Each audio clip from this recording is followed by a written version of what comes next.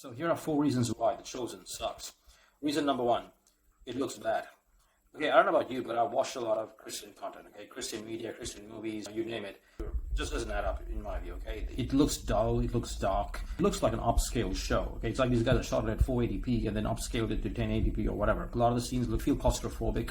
I mean, the production quality is not there. And I guess it has to be said, I mean, this is not a Hollywood production. It's not a Netflix show, although I guess you can find them on those streaming services. It's like crowdfunded, I'm guessing. A lot of the later seasons have been funded by the people. So, there is that. Anyway, in the post-Game of Thrones era, okay, when people have high standards when it comes to what they want to see, The Chosen just doesn't cut it, in my view. Okay, that's reason number 1.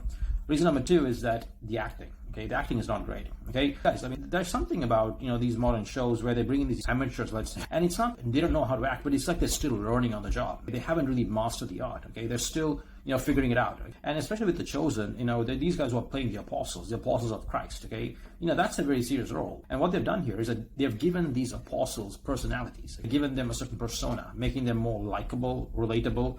One guy is like unsure of himself, the other guy is autistic. Judas is another, weird character. I mean, what it does is it takes away the seriousness. It undermines the solemnity of the show. Okay, it makes it kind of gimmicky, in all fairness. And I'm guessing that paradoxically could be appealing to certain people. For me, it just doesn't work. It seems amateurish. Reason number 3, the use of extra biblical sources. This is a more serious point. The thing about Christianity is that it's a historical faith. It's true. These things happen. Okay, they're not legend. They're not myth. Okay, these are not like the stories of the Greek gods and Olympians, okay? So when you have extra biblical sources, okay, things which happened which are not there in the Bible, okay, Mary Magdalene having a past, Matthew in his own history, Jesus healing people like, the guys who beat up the Good Samaritan, that healing story, and where they pulled that out of it. Taken together, it undermines the authority of the show. It's difficult to take it seriously, okay? You bring in all this material into what is holy, what is sacred, in order to make it more appealing and more relatable. It undermines the show. The final reason, I would say the most serious one, is that The Chosen sends a wrong message to the modern world.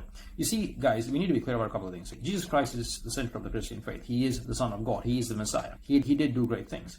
But the critical point is this. Jesus Christ is not with us anymore. Okay, Jesus came to this world. He did his mission and he went back to heaven. Okay, he is not here. He's not, in a sense, he's not real in a physical sense. And critically, the ministry of Christ, the world in which Jesus carried out his ministry, that world does not exist. In other words, it's not possible for us to make the events of yesteryear real today. I mean, for the record, folks, there aren't people being healed of blindness, okay, being cured of leprosy, people who are dead being brought back to life. Not only is it's a question about Jesus, but even his apostles, even his followers are not able to do it. Of course, you have these scammers and, faith healers, whatnot, but at a collective level, okay, in a broader, systematic way, these things are not happening. Okay, so the question is this: if you try to remake them, okay, to make them real again today, what kind of message are we supposed to take from this?